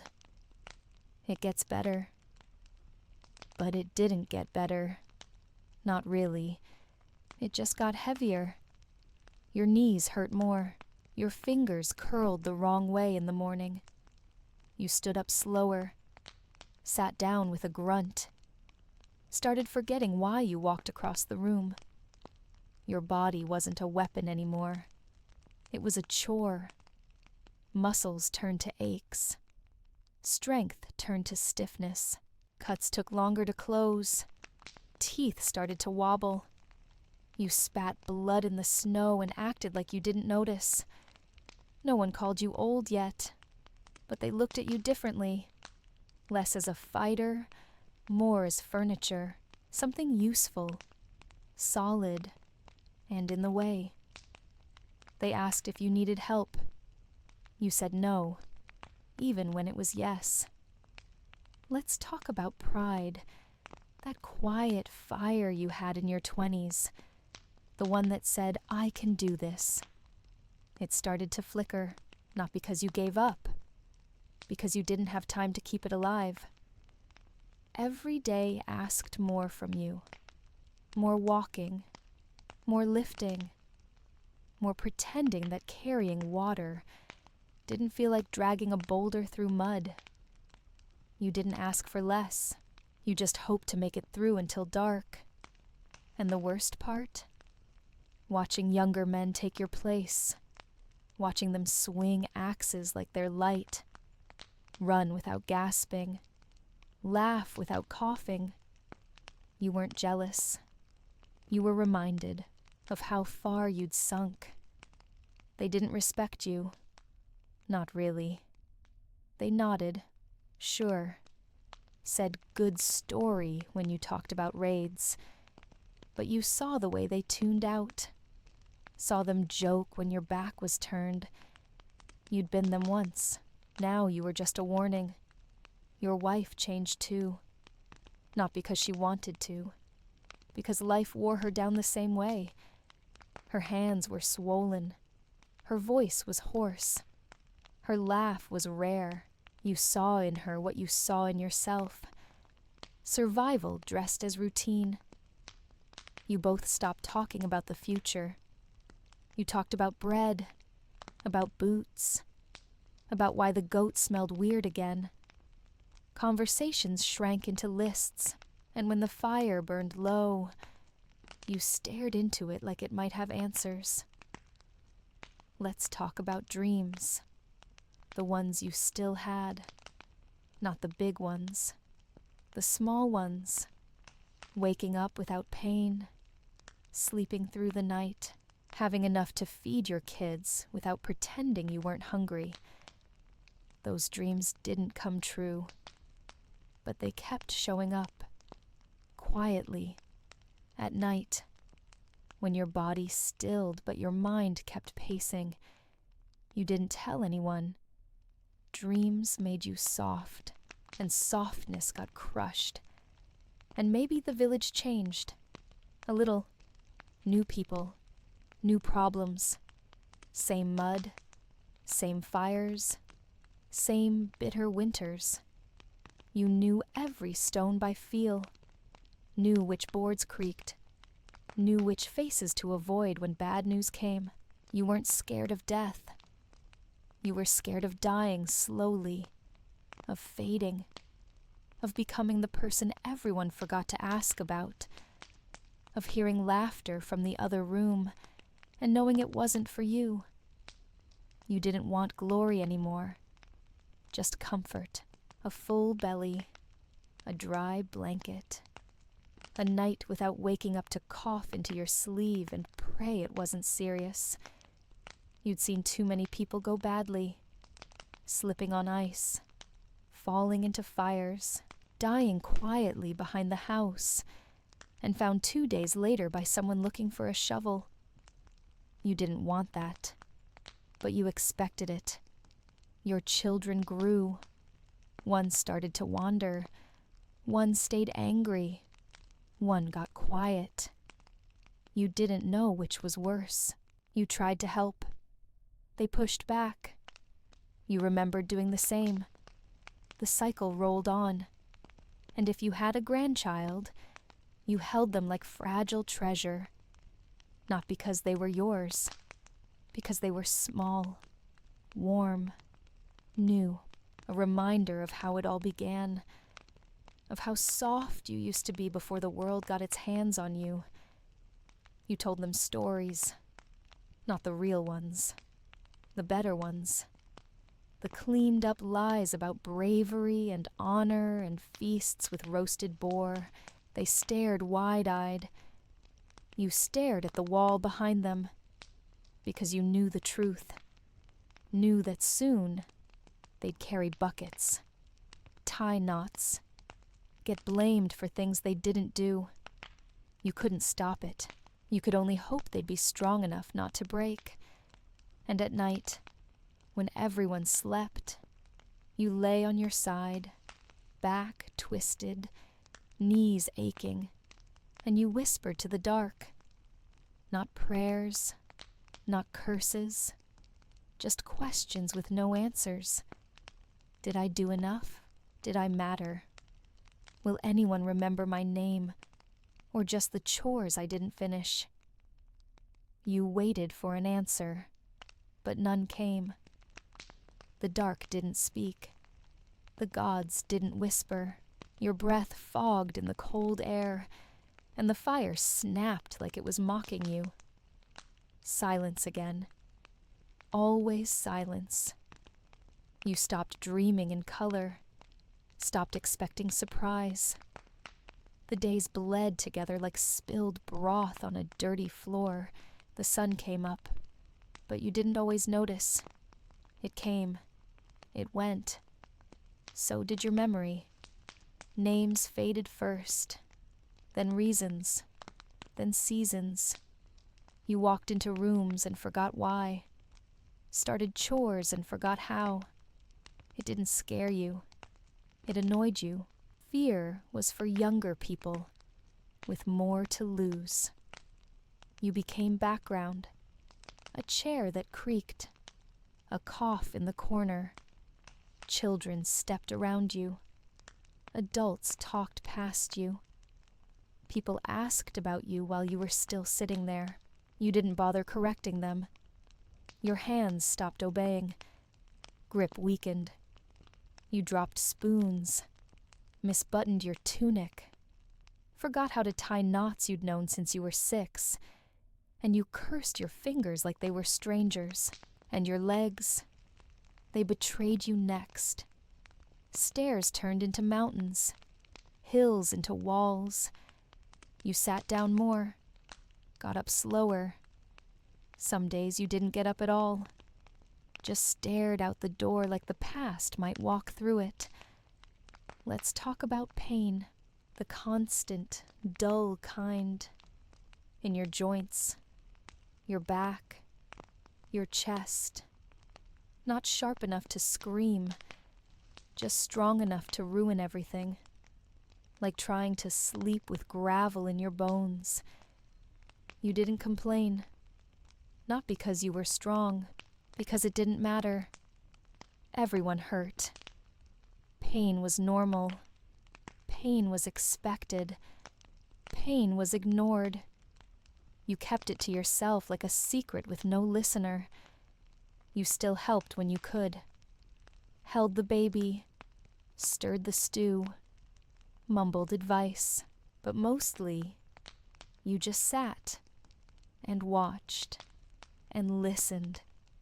You became part of the furniture, warm sometimes, in the way often. Sometimes someone would ask you to tell a story. You'd start one, then forget the end, or remember it too clearly and stop talking halfway through. You learned which stories to leave untold, and when you did talk, you saw the way they looked at you, like you were fading, like your voice was old bark, peeling off a dying tree. They listened out of duty. then wandered away before the last sentence. You tried not to care, but it wore you down. Being ignored hurts more than being hated. At least hate remembers your name. Let's say someone you knew died. Not in battle, not by sickness. Just quietly, in sleep, or near a fire. And people said it was peaceful. But it looked like giving up. Like someone finally too tired to blink. You didn't cry. You nodded. You helped dig, if your body let you, and while others said their goodbyes, you wondered how long before it was your turn. You didn't fear the end. You feared the wait, the slow erosion, the mornings where your bones didn't cooperate, and your thoughts arrived late, and your heart whispered something sad you couldn't name. Sometimes you sat outside alone, watched the trees, listened to birds, smelled the smoke. You found comfort in simple things, because simple things didn't argue, didn't change, didn't forget you existed. And maybe, just maybe, someone sat with you. A child, a cousin, a stranger. Maybe they didn't say much. Maybe they just handed you a drink and looked at the fire with you. That was kindness. That was enough. Because you didn't need answers. Just presence. Just a reminder that you were still part of the world. Even if the world was shrinking around you. Let's talk about legacy. Not the grand kind. Not names carved in stone or songs sung for centuries. Your legacy was smaller. A rope you braided. A fence you fixed. A story you told that someone else retold badly. You weren't a hero. You were a thread in a tattered cloak, keeping the cold out just a little longer. You didn't change the world, but you kept a fire lit when it mattered. And when you lay down that final time, wrapped in old furs, staring at nothing, maybe someone lit a candle. Maybe someone whispered a prayer. Maybe they remembered you as strong, or kind, or just stubborn. You didn't leave riches. You left a pair of worn boots, a few tools, and a name that might be said once or twice during winter feasts. And that was it. No saga, no parade, just sleep, long and quiet, and finally, peaceful. You were gone, and the world didn't stop. It never did. The sun came up. The fire needed tending. The goat knocked over the water bucket again. Life marched forward like your absence was just another missing tool. Someone said your name. Maybe once. Someone moved your boots. Maybe with care. Someone slept in your spot near the wall. And they didn't ask for permission.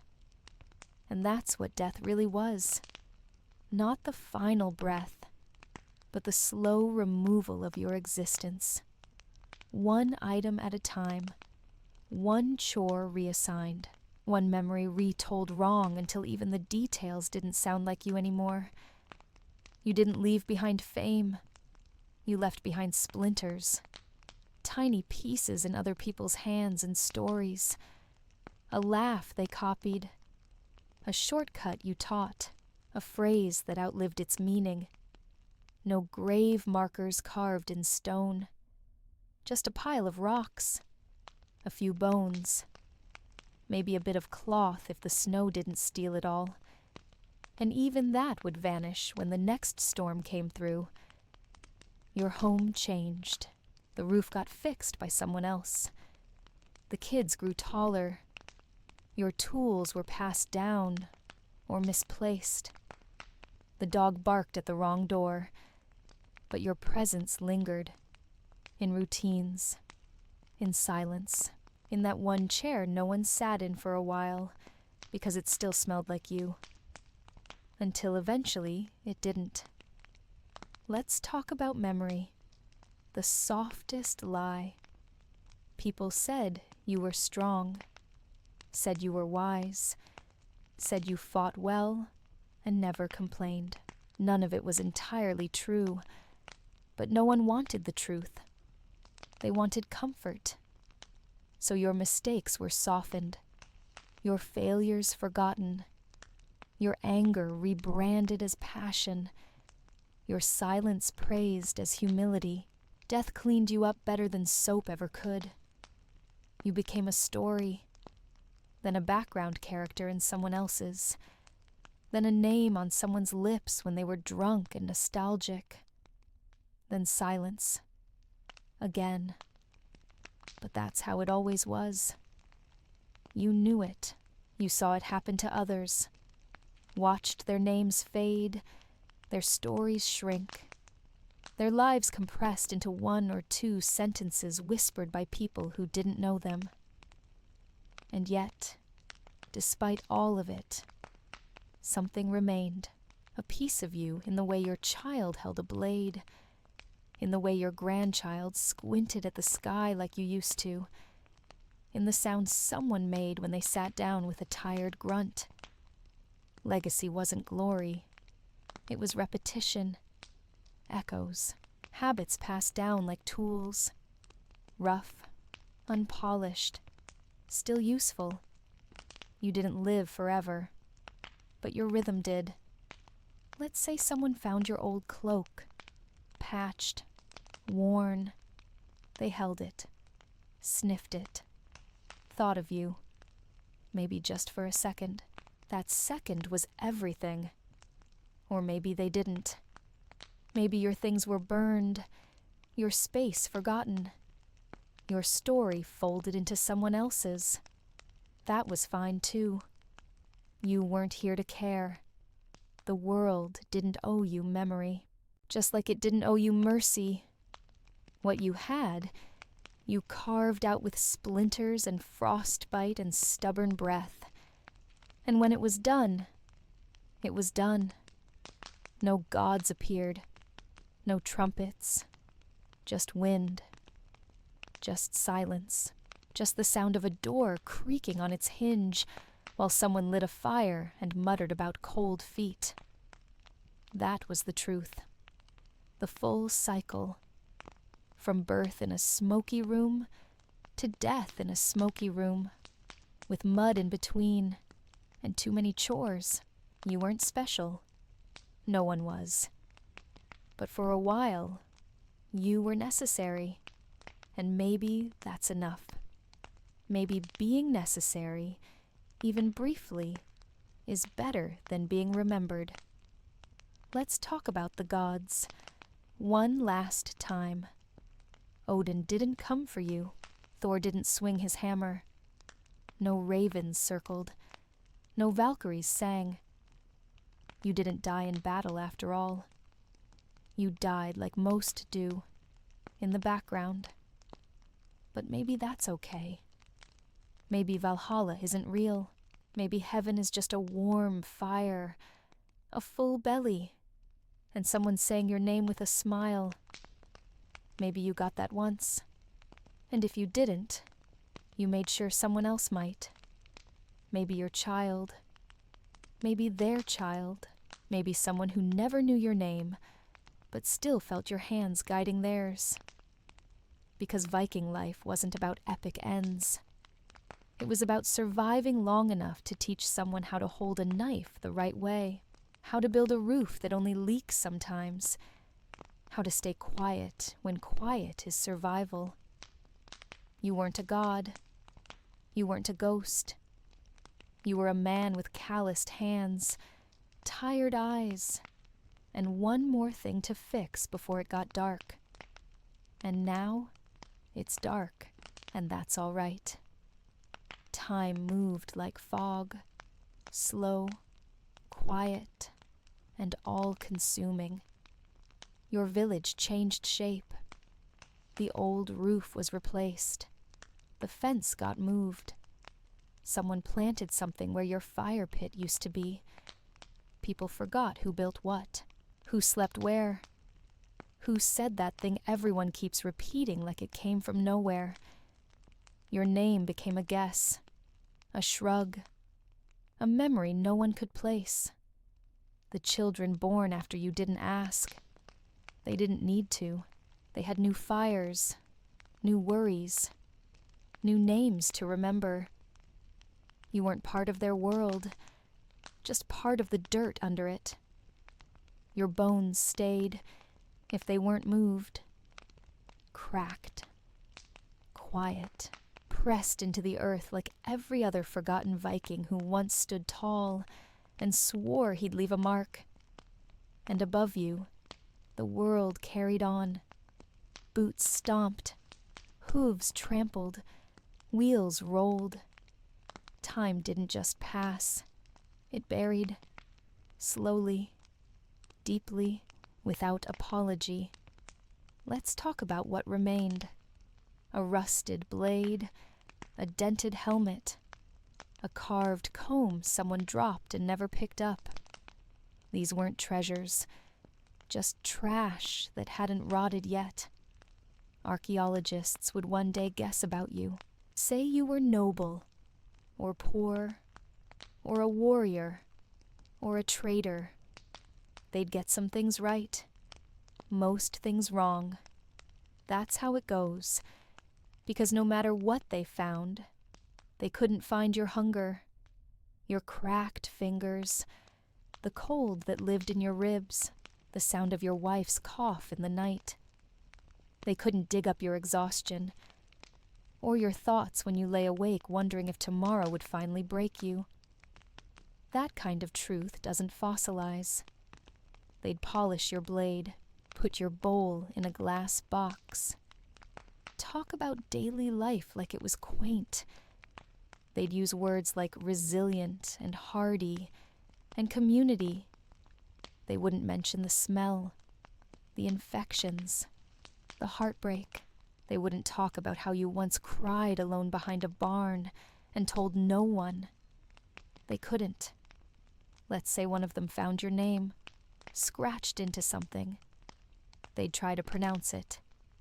Guess where you lived. Wonder what kind of man you were. You were tired. That's the answer. That's always the answer.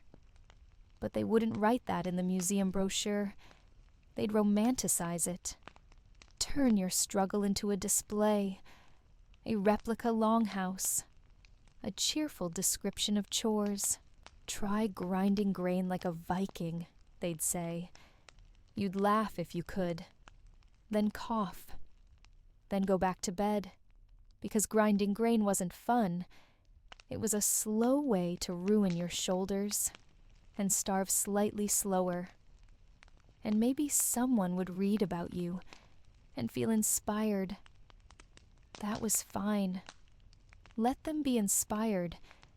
You didn't need accuracy. You were past needing anything, because the truth isn't clean. The truth is, you suffered, then vanished. You helped build something that got torn down, rebuilt, renamed, and misremembered. But that's what people do. They take pain and dress it up, put it on display, tell themselves they understand. They never do. They never will. And maybe that's good. Maybe it's mercy. Let them think you were proud, that you loved the sea, that your sword was sharp and your beard never had lice. Let them keep their myths, their stories, their horned helmets that never existed. You gave them enough. Let them imagine the rest. You wouldn't want them to know the real parts, the toothaches, the betrayals, the endless chores and the nights you stared at the ceiling hoping the roof would just fall in already, because if they knew all that, they might pity you. And you didn't want pity. You wanted to matter. And maybe, in a small, strange way, you did. Your blood is gone. Your words are gone. But maybe one of your wooden spoons survived. Maybe a nail you hammered stayed in a beam for 100 more winters. Maybe someone still uses the trail you carved through the woods. Maybe the fire pit you dug is now buried under a road. Maybe your steps still echo, faint and lost, beneath someone else's path. That's all life ever gave you. A moment, a flicker, a chance to endure long enough to leave a mark no one sees, but still somehow steps on. You weren't a king. You weren't a legend. You were a Viking. And that meant freezing, fighting, feeding people, and falling apart before the end. And long after your name faded, your struggle didn't. It became the soil, the dust, the weight of history pressing on someone else's shoulders now. And even if no one ever says your name again, the world still carries you. In the splinters of cabins, in the lines of faces, in the habits passed down by people who don't know why they do them. A boy sharpens a blade without being told. A girl ties rope a certain way. A farmer mumbles to his goats the same words your grandfather used. They don't know you, but they echo you. Your fingerprints are gone, but your rhythms are not. The pace of work, the silence over soup, the nod before a hard task. These are the fossils that last, not bones, behaviors. And maybe that's legacy, not statues or songs, just patterns, movements, a way of surviving that slips from hand to hand, voice to voice, century to century. But let's not lie, it was still miserable. You didn't die fulfilled. You died sore, stiff, and half frozen. You didn't whisper wisdom with your final breath. You probably cursed the cold and hoped someone remembered to feed the animals. Your death wasn't poetic. No ravens flew. No thunder cracked. You slipped out of life like a candle going dry, slow, smoky, and unceremonious. Someone noticed. Then someone else shrugged. Then someone handed the baby to someone else and went outside to fetch wood. The world moved, and your face faded from memory, from stories, from drawings scratched into dirt that got stepped on or rained away. That was normal. That was expected. Even you forgot people, the ones who fed you, loved you, yelled at you. You remembered moments, laughter, fights, pain. But the faces turned into fog. So when it happened to you, you didn't rage. You understood. The world was never built to hold people, just echoes. Let's say, hundreds of years later, someone dug where you once lived. They found broken pottery, a blackened coin, maybe a comb. They made guesses, made sketches, said, someone lived here. And that was true. Someone did. You did. Not a warrior, not a hero, a person with sore knees and too many responsibilities, a person who once held a screaming child in one arm and a bucket in the other. They won't write that down. They'll say domestic life. They'll say early settlement patterns. But you'll know that once you watched frost creep up the walls and wondered if the goat would die before morning. That once, you pulled a splinter from your palm and muttered curses no God ever heard, and even if they never say your name right, even if they turn your house into a tourist stop, even if they call your life simple, they'll still be wrong, because it was never simple. It was impossible. And you did it anyway, day after day, without applause, without reward, just the quiet knowledge that you had no choice and somehow still chose to keep going. Let's talk about that. The choosing. You could have stopped. You could have quit, but you didn't. Not because you were brave, because you were stubborn, because you had mouths to feed, because giving up didn't get the roof fixed. You woke up sore and still carried water. You buried people and still told jokes.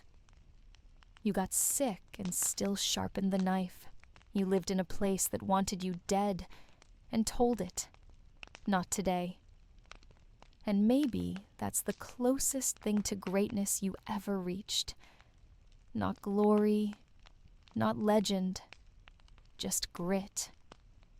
Just that quiet, daily refusal to go down without swinging. You weren't made for the sagas.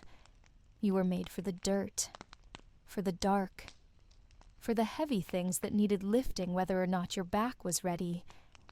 And while the poets wrote about kings, you built the houses they lived in.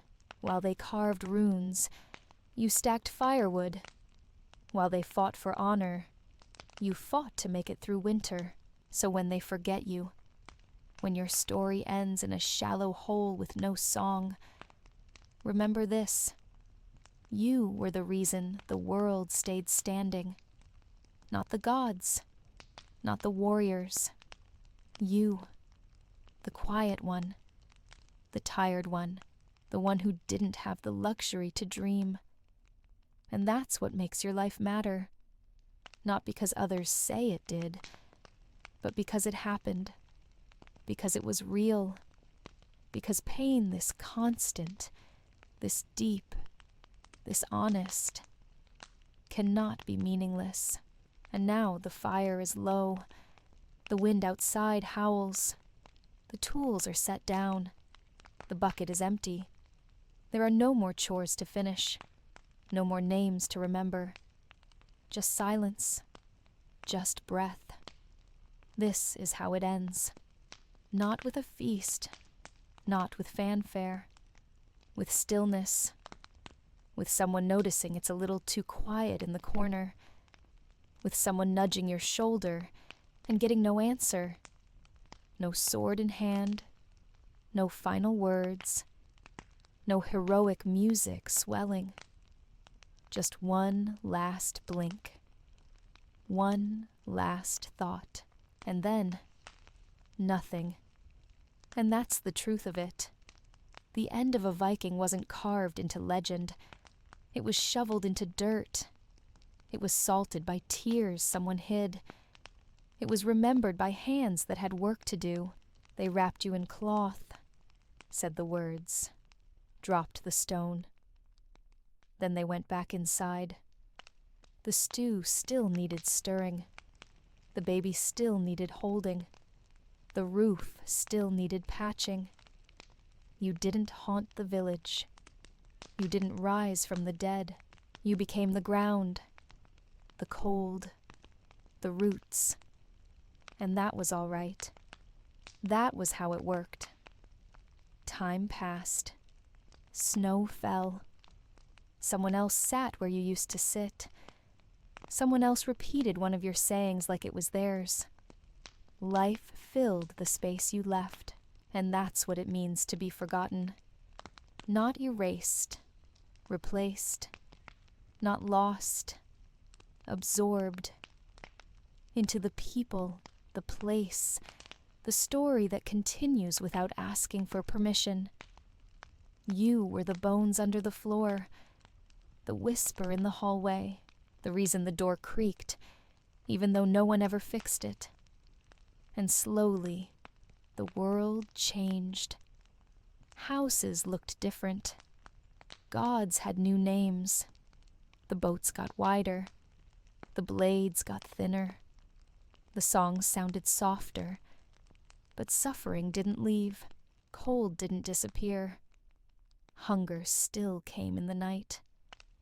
fear still settled in the chest, and people still clenched their teeth and kept going, just like you did, just like your father did, just like your children would. The rhythm stayed, even when the instruments changed.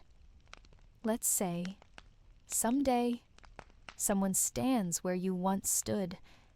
They don't know your name, don't know your face, but they feel something, a weight, a hum. Maybe it's the wind, maybe it's your story, buried so deep it no longer needs words. Maybe it's just the echo of all those years you held the world together without thanks. And if they ask what it meant, if they ask what it was like, they'll hear stories, not the real ones, but pieces, hints, shapes in the smoke. They'll say you were fierce, noble, rugged. They won't mention the splinters in your hands or the tears you swallowed when the stew ran out. But that's okay. That's what stories do. They soften the edges. They make the unbearable bearable, the ugly beautiful. Let them believe in honor, in bravery, in roaring fires and proud warriors. Let them wear the helmet with the horns that never existed. Let them call you great. You didn't get that when you were alive. Maybe you get it now. Maybe the lie is a kindness, a thank you long overdue. Because what you did was hard, every single day. And you did it anyway.